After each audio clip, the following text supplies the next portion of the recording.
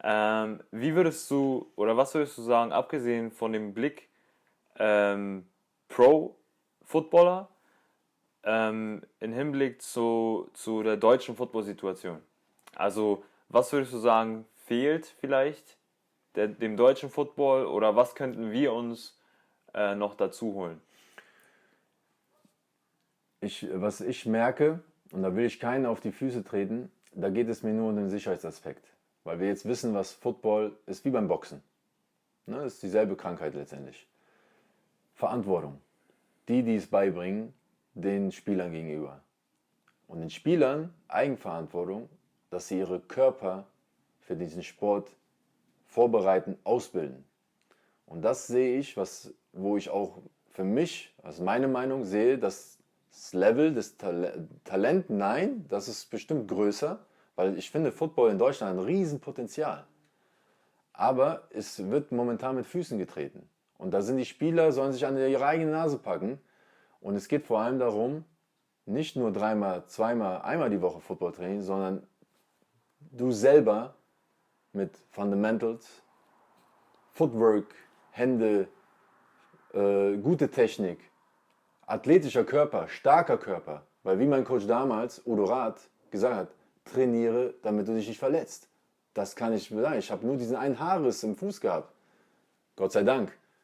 Kannst du nicht aussuchen. Aber ich konnte schon merken, wenn du eine gewisse Muskulatur am Körper hast, das sind deine Pads. Nicht das Schulterpad und diese kleinen Stoffdinger, die wir da haben, oder Styropor. Geht ins Gym. Trainiert euren Körper. Und ganz ehrlich, für das, was heute auf YouTube kursiert mit Clinic-Tapes und Drills, dafür hätte ich gemordet, hätte ich so eine Tape in die Hände gekriegt. Das hattest du nicht. Jetzt hast du eine riesen Informationsflut, aber sie wird nicht genutzt. Dann gibt es das Programm wie Huddle. Wir haben uns zerrissen dafür, dass wir uns mal auf Video sehen können. Studiert euch, studiert euren Gegner, lernt das Spiel kennen, eure Position, was ist eure Position, eure Unit, D-Line. Das ist, was in Amerika anders ist. Ja? Und wo die sich dann auch hinentwickeln müssen. Und ich finde, in Deutschland ist ein Riesenpotenzial dafür, aber jeder Einzelne sollte sich darüber Gedanken machen, was er dazu beitragen kann, den Sport zu verbessern. Ja. Und ein O-Liner, D-Liner oder ein Lineman ist nicht derjenige, der groß und übergewichtig ist. Nein, das siehst du in Amerika, das sind Vollathleten. Ja? Das sind Vollathleten. Gerade diese Position, Linemen, die am meisten betroffen sind, was CT angeht. Ja. Ja, setzt eure Hände ein. Tapet euch die Hände. Das ist, dass ihr keine Angst oder Blockade habt, reinzugehen ins Pad. Und so weiter und so fort. Das ist, wo ich sage, da kann jeder zu mir kommen und ich erkläre ihm alles und gebe ihm sogar Trainingsprogramme, dass ich sage, entwickelt euch, bildet euch aus, seid da professionell. Ne? Und schafft euch einfach dieses Environment. Ne? Und das ist wirklich der Unterschied. Also geht in den Gym. Also bitte geht pumpen. Ja, wichtige Message auf jeden Fall. Abgesehen von gewissen Maßen, Gewichten und so weiter und so fort. Da gibt es verschiedene Methoden, Theorien, und neue, bessere. Ich bin oldschool. Ja. Eisen schmiedet Eisen. Ja, wir haben schwer trainiert. Muss heute auch nicht sein. Ja, ist eine Gefühlssache. Ja, So. aber da gibt es ja zig Methoden und Trainings. Also, wie gesagt, lerne ich gerne dazu. Voll. Ich höre halt ganz oft im deutschen Football ist nur ein Hobby. Hier ist Football nur ein Hobby. Dann höre ich auch oder habe immer gehört, auch als ich noch Jugend gespielt habe, Football ist a Lifestyle. Ja. So. Bei uns ist es mehr Lifestyle in dem Sinne, dass wir halt Football integrieren in unser Leben und versuchen, so professionell wie möglich zu arbeiten. So. Es sollte aber dann auch der richtige Lifestyle sein und deswegen sind die Punkte, die du gesagt hast, gerade sehr wichtig. Man muss eigentlich jeden Tag, auch wenn es am Ende nur wie ein Hobby ausschaut, muss man sich jeden Tag dafür vorbereiten und eine Routine dafür entwickeln, Genau. um die Leidenschaft überhaupt wirklich ausleben zu können, quasi. Was würdest du den Spielern sagen, die noch den Traum haben, ins College zu gehen? Weil jetzt gerade hört sich das nach sehr viel Arbeit an und man müsste sich halt dafür entscheiden. Du hast ja auch schon gesagt, sei dir sicher, dich zu entscheiden. Aber den Traum überhaupt, das zu erfahren, diese Erfahrungen zu sammeln, das zu sehen, was du gesehen hast, den haben wir oder viele Spieler halt trotzdem. Ja. Was nochmal, du hast vorhin einmal kurz gesagt, was sollen sie tun? Ja, sie müssen, es wird denen nicht in den Schoß gelegt. Die Konkurrenz ist riesig. Allein nur in Amerika. Von 1 Million Highschool-Kids schafft es 250.000 im College. Ja? Und jetzt, weil es schon ein paar europäische Spieler im College gab, hat Amerika, die Coaches, die Augen geöffnet in die Welt. Das heißt, der Pool wird größer. Das heißt, Konkurrenz wird noch größer. Ja. Ja? Und letztendlich, es ist mit Arbeit verbunden. Und man muss dann Prioritäten setzen. Ja. Ja? Ich sage nicht, dass man dann nicht mal ausgehen kann. Aber dann gehst du halt aus und trinkst keinen Alkohol. Das war ich zum Beispiel. Aber wenn du trotzdem eine Party warst und nächsten Tag ist Training, dann trainierst du trotzdem. Ja, es ist Arbeit. Es hört sich nicht nur nach Arbeit an, es ist Arbeit. Es ist verdammt viel Arbeit. Ja. Ich habe, bevor ich aufs College gekommen bin, 3-mal am Tag trainiert.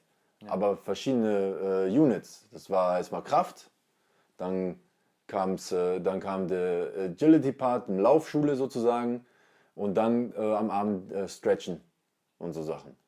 Ne? Und das hat mir keiner gesagt. Das hat sich so entwickelt, weil ich dachte, okay, das ist notwendig. Dann halt, wenn du eine Position hast, Ernährung. Ja, Riesenfaktor. Da hatte ich keine Ahnung von. Ich habe nur Müll gegessen. Ja, aber ich wollte auch groß werden. Ja. Dafür war es gut. Aber es hätte auch anders sein können. Also es gibt viele Aspekte, aber heutzutage die Information, du kriegst sie. Ja. Du brauchst nur googeln. Ja, das war früher Google, also Internet. Weißt du, ich bin so, ne? Ja. Und dann musst du es umsetzen. Das Wissen, was du hast, musst du umsetzen. Und es ist halt wirklich Arbeit und das kannst du takten. Trotzdem kannst du dabei Spaß haben, weil wenn es eine Leidenschaft ist, fühlt sich ja nicht wie Arbeit an. Das war ja für mich nie eine Frage, ob ich das heute mache oder nicht. Ja. Aber von nichts kommt nicht. Und ich habe damals in Wiesbaden bei den Fans meinen Teamkollegen gesagt, es ist kein Geheimnis, Jungs, dass ich dominiere auf dem Feld. Ich trainiere dafür. Ich bin im Gym, ich laufe, ich komme eine Stunde eher und mache meine Agilities und bleibe eine Stunde länger und mache Windsprints. In voller Montur bei Hitze im Sommer mit Jogginganzug, weil da auf dem Feld voll die Stechmücken waren. Aber trotzdem, und wenn ich dann auf dem Feld bin, dann habe ich nur mein Pad an und wie heißen das? Diese Neoprenzeugs, dann fühlt es sich leichter an. Weil ich habe gesagt, ihr müsst das Training härter gestalten als letztendlich das Spiel, weil im Training bin ich die ganze Zeit on the go. Ja? Im Spiel bin ich mit der Defense drauf und mit der Defense wieder raus.